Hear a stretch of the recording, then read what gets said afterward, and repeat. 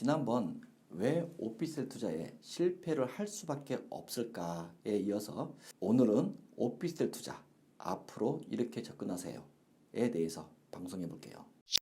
그럼 오피스텔 투자를 하던 분양을 받던 어떻게 접근해야 성공 가능성이 높은지 공개해 드릴게요. 지금 구독 안 누르신 분은 구독 눌러주세요. 앞으로 상가, 지식산업센터, 섹션 오피스, 생활용 숙박시설에 대한 내용도 올릴 거니까 미리 구독 설정하세요.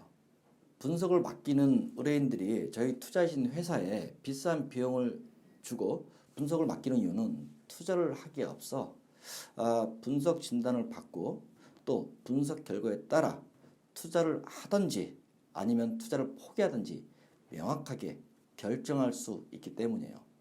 그만큼 분석 결과는 정확성을 자부합니다.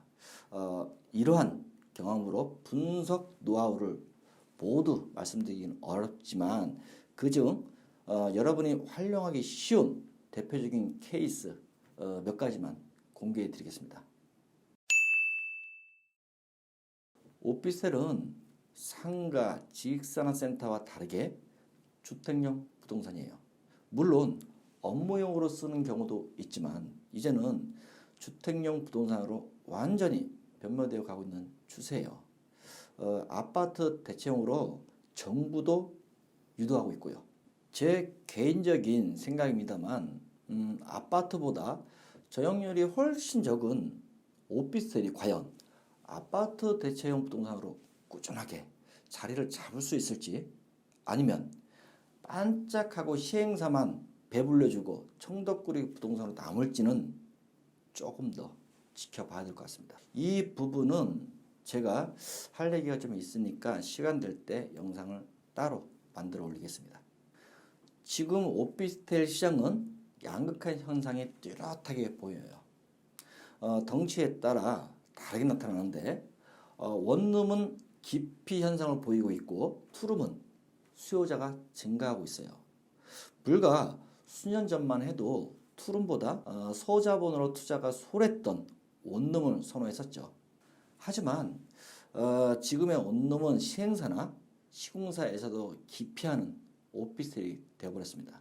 원인으로는 아파트 공급 부족으로 인해서 아파트를 대체시킬 주거용 오피스텔이 필요했고 이왕이면 주거용으로 사용 가능한 평수가 큰 오피스텔이 주목을 받고 있는 시장으로 변했죠.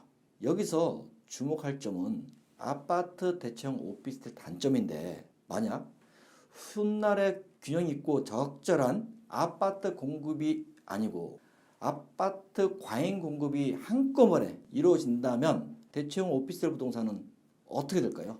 아파트 공급이 한꺼번에 쏟아진다면 주거용 오피스텔은 당연히 큰 타격을 입을 수밖에 없겠죠. 그 이유는 아파트 과잉 공급은 기존 아파트 가격 하락과 신규 아파트 미분양을 초래하죠. 그렇죠? 그럼 분양가가 비싼 아파트 대체 오피스텔 수요자는 보다 저렴한 아파트로 갈아탈 것이 뻔하고 대체형 오피스텔 찾는 수요자가 급격히 줄어든과 동시에 우리는 오피스텔 가격 하락을 예상할 수 있어요. 이번 대선 후보들도 용적률을 상향시켜서라도 아파트 대량 공급을 하겠다고 공약들을 걸었잖아요. 따라서 오피스텔 투자는 현 시점에서 관찰하는 것뿐만 아니라 적어도 몇 년 후에 앞을 예상하는 것도 투자의 중요한 부분임을 알아야 합니다. 그리고 역세권도 보셔야 합니다. 큰 위험 없이 안전한 오피스텔에 투자를 하려면 무엇보다 역세권을 선호해야 한다는 얘기는 기가 닳도록 많이 들었을 거예요. 물론 역세권은 땅값이 비싸기 때문에 분양 가격도 높을 수밖에 없어요. 그럼에도 불구하고 제가 수많은 분석을 통해 얻은 경험을 봤을 때 안정성 면에서는 높은 점수를 줄 수밖에 없어요. 이유는 낮은 공실 부분과 월세 부분에서도 수요자가 많다는 것이 특징이에요. 여기서 주의할 점은 진짜 역세권인지 찾아내야 합니다. 역세권으로 포장한, 즉 역세권이 아닌 외진 곳을 구별해야 한다는 얘기인데, 일부 분양 직원이나 공인중개사에서는 역세권을 한 블록 들어간 외진 곳을 역세권이라고 포장한 사례도 많아요. 그들이 그럴듯하게 브리핑을 하면 사람들은 진짜 역세권을 알고 투자를 하는 실수를 범합니다. 게다가 인근 지역 곳곳에 개발 호재와 지하철이 들어온다는 소문, 또는 예정으로 오피스텔을 가지고만 있으세요. 가지고만 있으면 분명 시세 차익도 얻을 수 있다고 브리핑을 합니다. 그러면 귀 얇은 사람은 계약할 가능성이 아주 높아요. 계약할 가능성이. 역세권은 지하철이나 기차역을 중심으로 업무, 주거, 상업 공간에 있는 반경 500m 이내의 지역으로 보통 도보로 5분에서 10분 이내의 지역이라고 정의를 하는데, 10분은 너무 멀어요. 10분 너무 멀어. 5분 이내라고 생각하시면 됩니다. 이 10분 때문에 역세권으로 포장되고 남발돼서 피해자가 속출하는 사건, 사고가 계속 증가하고 있어요. 물론 상황에 따라 역세권도 계속 바뀌는데, 대로변에 위치하면서 여기에 가까우면 가까울수록 초역세권이라고도 합니다. 그리고 시공사 브랜드도 봐야 됩니다. 오피스텔에서도 시공사 브랜드를 아주 중요하게 생각하기 때문에 브랜드를 선호하는 수요자가 점점 늘어나고 있어요. 아파트에서 먼저 시작된 시공사 브랜드가 이제는 오피스텔 시장 판도를 흔들 정도예요. 인지도가 높은 시공사일수록 당연히 공사비 단가는 올라갈 수밖에 없어요. 그럼에도 불구하고 이왕이면 인지도가 높은 시공사 브랜드를 찾는 것이 유리하죠. 예를 들어 똑같은 위치에 있는 두 오피스텔이 있다고 가정해 봅시다. 하나는 인지도가 높은 시공사가 짓는 오피스텔이고, 다른 하나는 들어보지도 못한 시공사이거나 인지도가 낮은 시공사가 지은 오피스텔이라면 임차인은 어디로 갈까요? 당연히 시공사 브랜드가 높은 오피스텔로 임대할 가능성이 크겠죠. 인지도가 높은 브랜드 시공사는 아무 위치에 오피스를 짓지 않아요. 시공사는 토지 규모와 사업지에 따라 위치를 먼저 봅니다. 그리고 적당한 오피스텔 호실수를 분석해서 사업성이 있는지, 사업성이 없는지 평가한 후에 오피스텔 시공 결정을 합니다. 때문에 오피스텔 투자를 할 때 시공사 브랜드도 함께 체크하는 것이 바람직하죠. 그리고 또 보셔야 될 게 오피스텔 호실수예요. 오피스텔 호실수는 아파트와 마찬가지로 호실수가 많으면 많을수록 유리한 것은 사실이에요. 아무리 역세권 오피스텔을 할지라도 호실수가 너무 적으면 오피스텔 기능을 하지 못할 뿐더러 훗날 나중에 매매를 할 때도 빠져나오기가 무척 힘들어요. 이미 고생해본 경험이 있는 사람은 빠져나오기가 얼마나 힘든지 제가 얘기 안 해도 다 알 거예요.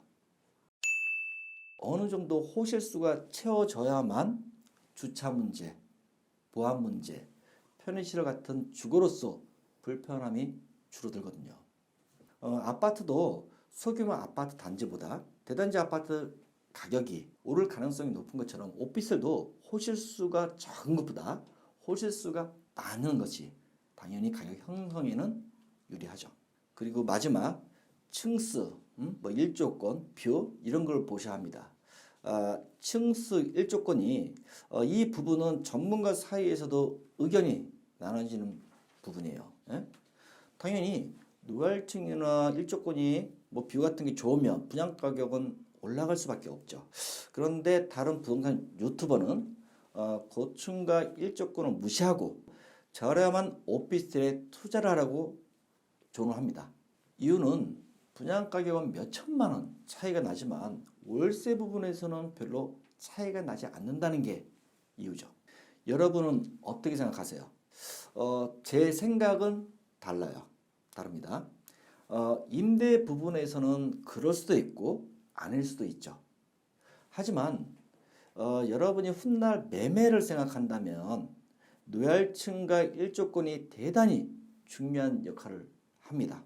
오피스텔을 죽을 때까지 들고 있지 않고서야 언젠가는 매매를 해야 하잖아요. 참고로 층수와 일조권은 각각의 오피스텔 위치에 따라 다르고 상황에 따라 크게 달라집니다.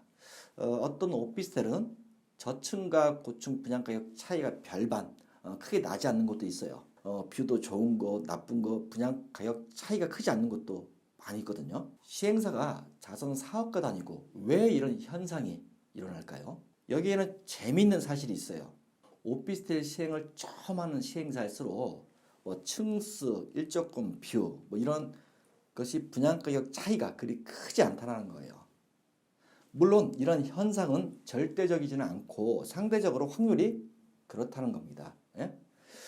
시행사도 오피스텔을 처음 시행하는 게 어렵지. 한 번만 성공하면 두 번째, 세 번째부터는 보다 체계적으로 세분화시켜서 분양가격 책정하는 경향이 있어요. 그러니까 한마디로 꼼꼼하게 한다는 거죠. 어찌됐든 주거용 부동산 오피스텔은 사람들이 생활을 해야 하는 곳이기 때문에 층수, 일조권, 뷰 절대 무시할 수 없는 거예요. 응? 이런 사실을 꼭 인지하시고 접근하세요.